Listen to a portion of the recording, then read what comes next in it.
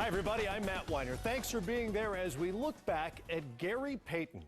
As complete a guard as basketball has ever seen, Payton's combination of size, skill, and swagger made him an NBA star for 17 seasons. The only point guard ever named the league's Defensive Player of the Year, Payton also 7 times averaged 20 points a game. Along the way, every bucket and steal were garnished by his trademark scowl. As much as his achievements, attitude made Payton one of the most memorable players in basketball history on his way to the Hall of Fame, a home that fits Payton like a glove. Throughout the show, Gary will help retrace his path to Springfield. Our Kevin Calabro took him back to his Bay Area beginnings. What is your earliest memory growing up in Oakland, California, of basketball, life, people, family? Go way back. Well, Kevin, I gotta go to when I was probably about 7 years old, 6 or 7 years old. I wasn't into basketball. You know, I wanted to play Cowboys and Indians. I wanted to do that. I wanted to go to the playground. And then my father finally put up a basketball hoop in the front of our house on a tree. My brothers used to be out there playing, and I decided to go out there. And one time, they held the ball from me. I went inside crying, got my father, and then all of a sudden, you know, he held him down and gave me the ball, and we started playing. So you were the little brother that the older brothers made tougher, and your dad made tougher. Well, my dad was called Mr. Mean, and he didn't take no mess at all. And I used to see my father all the time. He never smiled. He was always mean. You know, even when he coached me, if I had 40 points, Kevin, he would like, that's no good. You know, you could do this better. You could have did that better. You could have made this guy better. It used to hurt my feelings. I used to cry a lot. But now I think about it, when I got into the NBA, I got that from him. What was going on in the Bay Area in terms of basketball? At Cal, maybe at Stanford, the Warriors? I used to always sneak into the Warrior games. Sneak into the Warrior games to see different basketball players. At that time, George Gervin was I was a big fan of George Gervin. I used to always try to catch all the San Antonio games. He just know of me and my accomplishments as a ball player, and I never knew he admired me like he did. You know what I mean? I love that. I made a choice that I'm gonna stay off the streets and I'm gonna play basketball. And what was a big good thing about that is I had friends that I messed around with that were doing things in the streets that it was very bad, but that's just the way it was in Oakland. But they did me like this. They said, this kid is gonna be somebody, so we're gonna leave him alone. Well, growing up with Gary, you know, it was not easy. But at the same time, you know, he was trying to help me become, you know, tougher and also a better basketball player. And, you know, it was something that I'm happy I went through. It's helped me, you know, achieve, you know, he helped me get to where I am today. And I'm very thankful for that. After starring at Oakland Skyline High School, where he led his team to conference titles in both his junior and senior seasons, Payton had a number of scholarship offers. But he had already committed to a small Catholic university in New York City. We was gonna sign with St. John's. I had picked it. I went on a recruiting trip. They awed me with Chris Mullins, Walter Berry. They had everybody, Mark Jackson. They had everybody. I had just got out of the Final Four, just lost to Georgetown. It was a great team.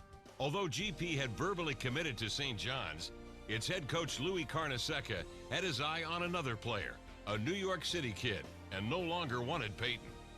At that time, Kevin, I was so messed up in the head, and I was a young kid, only 16 years old, going on 17 years old. Very, very disappointed in what had happened, and I thought I made the wrong decision. But at the last minute, Oregon State and head coach Ralph Miller offered Payton a scholarship. It turned out to be one of the best moves for both Oregon State and Gary Payton. Ever since then, I think it was the greatest move ever. Going to Oregon State, going to a school that's not a city, they taught me everything. That's when I became the defensive player that I was. He taught me, Coach Miller taught me everything I knew about defense, and it was just great. I never regret it. He brought out the defense in you? He brought it out. How did he do that? Well, Kevin, when we first went to practice, I never knew what kind of practice he had. Our first 3 week of practice was no balls. We had imaginary ball. We had defensive slides. He would put 1 minute on the clock, And we had to get down in our position and crouch down and stay down. And he came to me and he pulled me in the office and he said, I want to talk to you. And he said, let me tell you something. He said, you have the best hand and feet that I ever seen in a basketball player ever. He said, if you want to, you can be the greatest defensive player ever. And this is what he said. And I'm thinking this man is crazy, you know, he's just crazy. And when I became Defensive Player of the Year as a freshman in the Pac-10 at the time, and he told me, what did I tell you? I've got a dynasty there. I own almost every record in there. He gave me the opportunity from day one to become the player I was, and I'm very happy that happened. So what you want me to do? Stripped away by Payton. Oh, what a move underneath by Gary Payton. Finding it inside. They try to get it to and the steal, Martin to Payton. To Bradley. And two. Ripped away by Bushler, but Payton the steal and in. Consequently, Oregon State and Arizona don't play again until March. The three-pointer, count it. And they bring the ball down the full court. Payton, and in. Gary Payton. Look at Al Payton, and Gary will come out now his first win in his career over Arizona.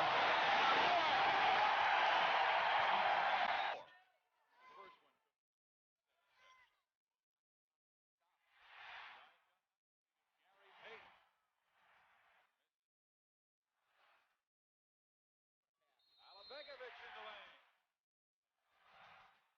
Steal by Payton.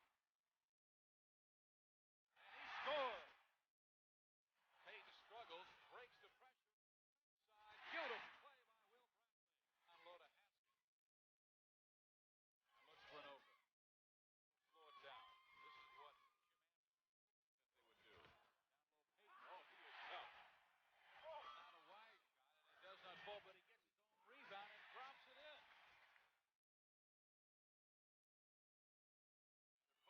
Gary right now quite a bit. Not a good foul by Kimball that time. And Paul Weston we ran out of gas. And it takes for 7 games before a roll. They will put up more. They're going to put up more. He's 120. They're not rolling. By 6. Here's Lowry. That's stolen by Payton with the jam. Gary Payton. Steal by Payton. He's got 12.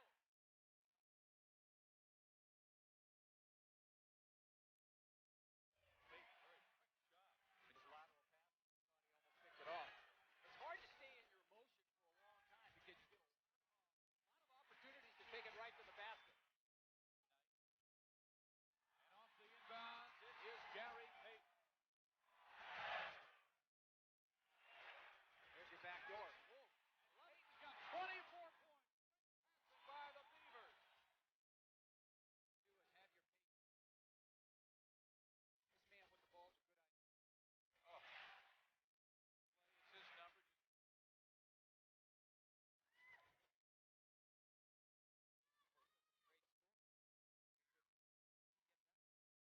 There's one area I think Gary can look to improve. Shooting about 50.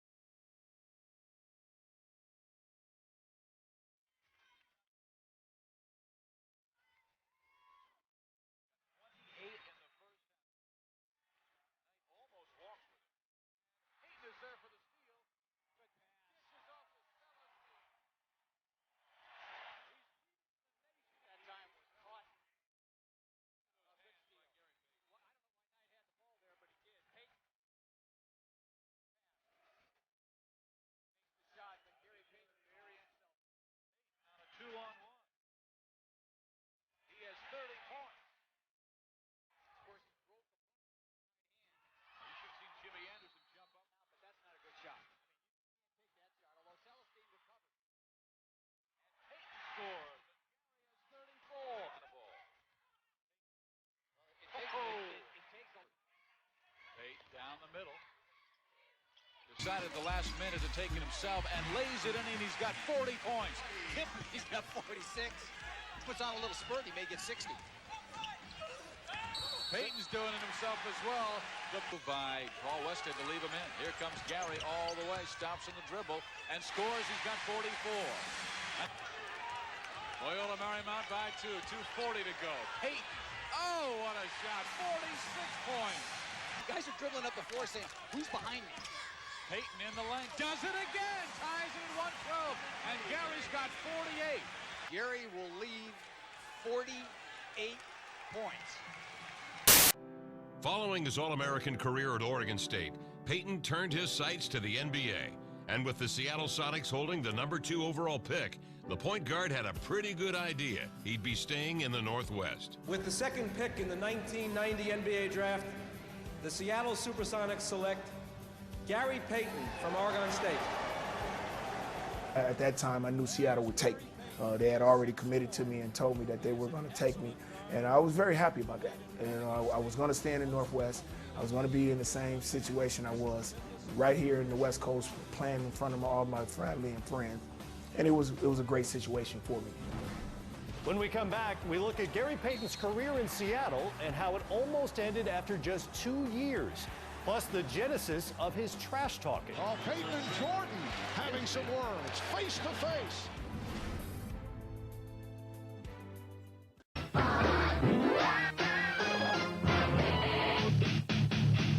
It's Gary Payton.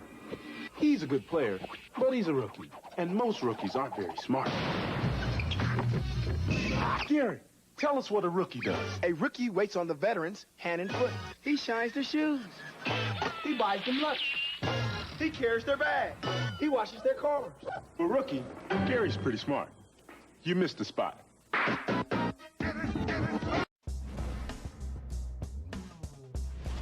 Welcome back. Gary Payton left Oregon State as the school's all-time leader in points, assists, and steals.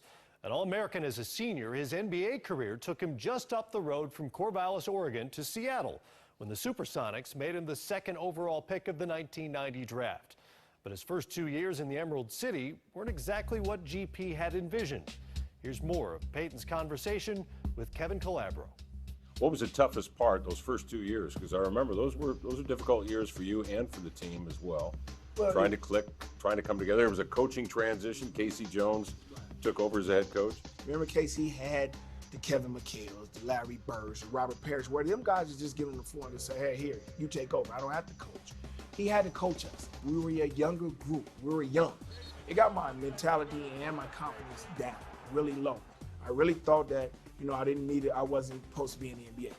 So I just said I couldn't play. I couldn't play under a coach that don't let me play. I needed confidence. I needed to be let loose. They went and got George Karl. Might see in the playoffs and I might not. Suckers, you're punished. I don't know what time it is on the wheels of steel for C-Town. You're hound.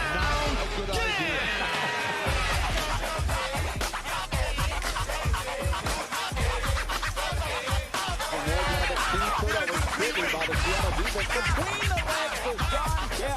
What an assist from Gary Payton. And this brings a So start stepping, soldier. Thought I told ya. Rolling over teams like boulders. Looks like your coach is about to cry. All the fools on your bench point out like who tried. The boys in green and gold can't be faded. And ain't now brother on the team getting traded.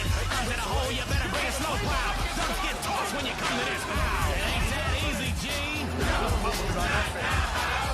Letting y'all sing no threes. Don't even think about it. We'll do that. Never try to perfect shot with no prayer. He knocked this up. Be crazy, G. The steal. Make it on NBC. Good anticipation. Don't even think about picking threes. And a little mind move at the end. Cube 93. Easy, G. We ain't letting y'all sink no threes. Your bus got jacked for the car keys. In the case of the Sonics, you might get looked at the time. You can just go through the chicken if you want to.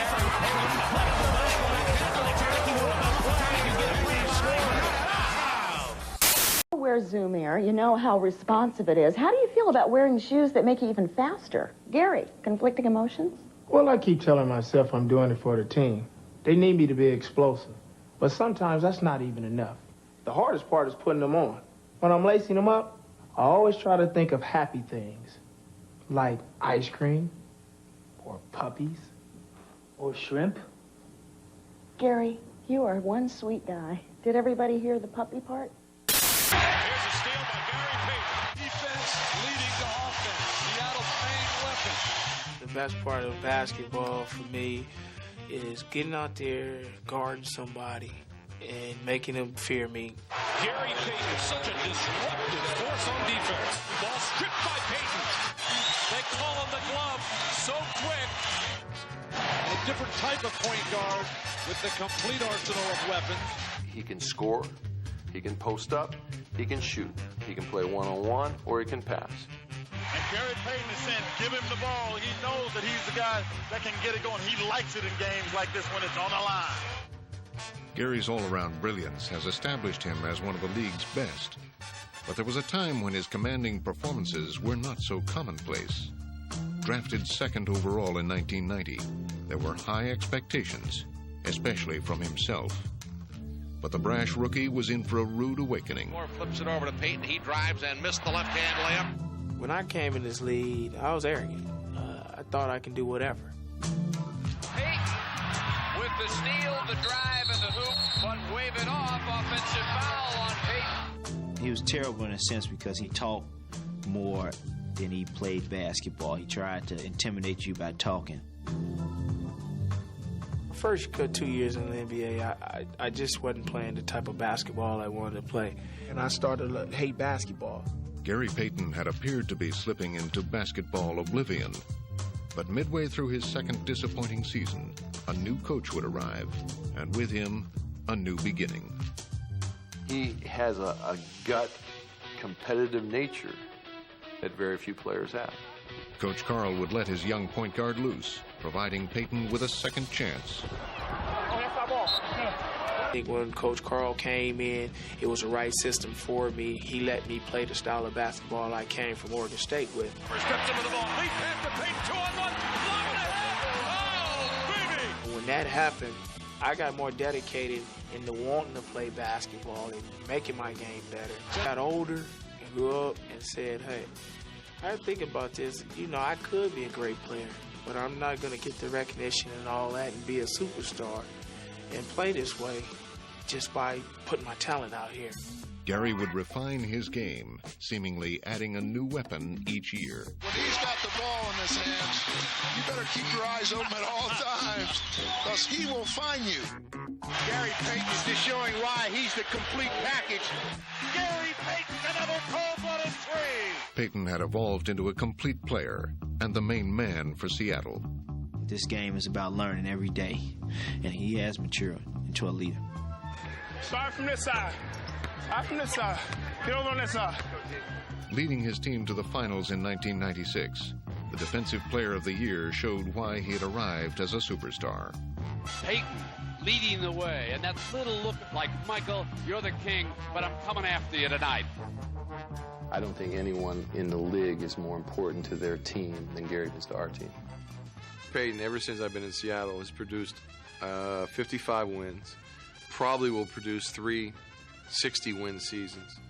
And, you know, people don't understand, in the history of the game, there's probably only 4 or 5 teams that have been able to do that type of winning. Gary Payton has indeed come full circle. I would want people to look at me when I was a rookie in my first 2 years, an arrogant player, and how you have to grow up. And that's what I've been doing. And that's where you get your recognition, and that's where you become one of the elite.